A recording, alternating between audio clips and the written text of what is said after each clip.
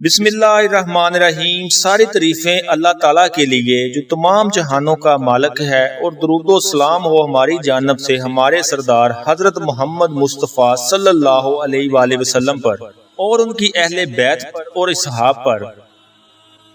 دوستو، آج کی ویڈیو میں ایک بہت ہی پیارا قصہ لے کر حاضر ہوئے ہیں۔ آج کا قصہ ایک حیرت انگیز اور پراسرار قصہ ہے۔ آج کی ویڈیو کا موضوع ہے کہ کتے کی تخلیق کیسے ہوئی۔ ویڈیو شروع کرنے سے قبل نئے آنے والے دوستوں سے گزارش ہے کہ چینل کو سبسکرائب کریں اور ویڈیو کو لائک کریں اور ساتھ میں لگے ہوئے گھنٹی کے بٹن کو ضرور پریس کریں تاکہ نئے آنے والی ویڈیو کا نوٹیفیکیشن آپ لوگوں کو بر وقت مل سکے۔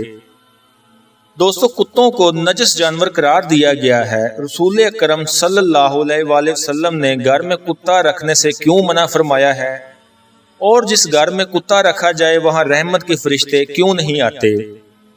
دوستو، کتے زمانہ قدیم سے انسانوں کے بہترین ساتھی ہیں۔ کتے کا شمار دنیا میں سب سے زیادہ پالے جانے والے جانوروں میں ہوتا ہے۔ کتے کی پیدائش کے متعلق دو حکایات موجود ہیں۔ پہلی روایت کے مطابق امام عبد الرحمن نے اپنی کتاب نزوۃ المجالس میں فرمایا، جب اللہ تعالیٰ نے حضرت آدم علیہ السلام کی تخلیق فرمائی اور تمام فرشتوں کو حکم دیا کہ آدم کو سجدہ کرو، تو شیطان نے حضرت آدم علیہ السلام کو سجدہ کرنے سے انکار کیا۔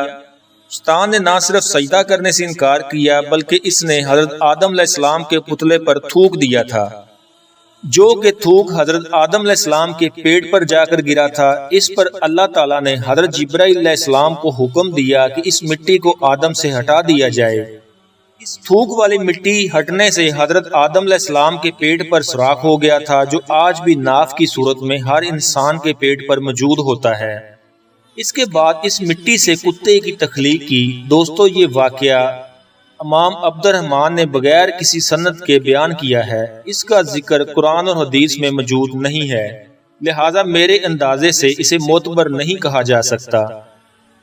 اور دوستو، دوسری حقائق کا ذکر کتاب نور المبین میں، جس میں حضرت علی المرتضیٰ شیر خدا نے رسول اکرم صلی اللہ علیہ وآلہ وسلم سے سوال کیا تھا کہ کتوں کی تخلیق کیوں کی گئی اور انسان کو اس کو گھر میں رکھنے کے لیے کیوں منع فرمایا گیا۔ اس کے جواب میں حضرت محمد مصطفیٰ صلی اللہ علیہ وآلہ وسلم نے فرمایا، جب اللہ نے حضرت آدم علیہ السلام اور بی بی حوا کو زمین پر بھیجا، وہ دونوں ایک پرندے کی مانند خوف سے کانپ رہے تھے، اور شیطان دنیا کے دیگر درندوں کے پاس گیا اور کہا کہ تم ان کمزور انسانوں کو پرندوں کی مانند کھا لو، اور بھیڑیے اس چیز پر آمادہ ہو گئے۔ یہ کہتے ہوئے شیطان کے منہ سے کف جاری ہو گیا، یعنی تھوک جاری ہو گئی، اور اس تھوک سے اللہ تعالیٰ نے کتے کی تخلیق کی، اور اسی وقت کتے اللہ کے حکم سے درندوں کے درمیان آ گئے اور ان کو ختم کر ڈالا۔ اس طرح سے انہوں نے انسانوں کو بچا لیا تھا۔ بخاری شریف کی حدیث نمبر 3227 اور مسلم شریف، سنن ابو داؤد اور مختلف احادیث کی کتب میں ام المومنین حضرت میمونہ رضی اللہ تعالی عنہا پر روایت بیان کی جاتی ہے کہ ایک دفعہ حضرت محمد مصطفیٰ صلی اللہ علیہ وآلہ وسلم نیند سے بیدار ہوئے تو غمگین اور خاموش تھے۔ میں نے ان سے پوچھا، یا رسول اللہ صلی اللہ علیہ وآلہ وسلم، کیا ماجرا ہے؟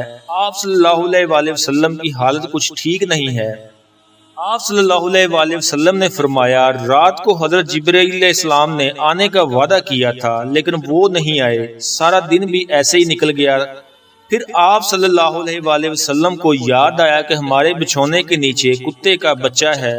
آپ صلی اللہ علیہ وآلہ وسلم نے اسے نکالنے کا حکم دیا اور اپنے دستے مبارک سے اس جگہ پر پانی چھڑک دیا۔ اگلی رات حضرت جبرائیل علیہ السلام آئے اور کہا، ہم اس گھر میں نہیں جاتے جہاں کتا اور تصویر ہو۔ ایک اور حدیث میں آیا کہ جو شخص گھر کی حفاظت اور شکار کی غرض کے علاوہ کتا پالتا ہے، اس کے اعمال سے ہر روز 2 قرات کم کر دیا جاتا ہے۔ دوستو، اس حدیث سے ثابت ہوا کہ بلا غرض کتے کو پالنا مکروہ تحریمی ہے، اور مکروہ تحریمی کی وجہ سے اس گھر میں فرشتے داخل نہیں ہوتے، کیونکہ کتے حرام گوشت کھاتے ہیں۔ حتیٰ کہ اگر کتے کو قے آ جائے تو وہ اپنی قے کو بھی چاٹ لیتا ہے، اور فرشتے پاکیزہ مخلوق ہیں، وہ اس جگہ نہیں جاتے جہاں نجس ہو۔ تو دوستوں امید کرتے ہیں کہ آج کی ویڈیو سے آپ دوستوں کو بہت سی نئی باتیں معلوم ہوئی ہوں گی۔ امید کرتے ہیں کہ آج کی ویڈیو آپ کو پسند بھی بہت آئی ہوگی۔ اگر ویڈیو پسند آئی تو ویڈیو کو لائک اور شیئر ضرور کیجیے گا۔ ملتے ہیں نیکسٹ ویڈیو میں، تب تک اللہ نگہبان۔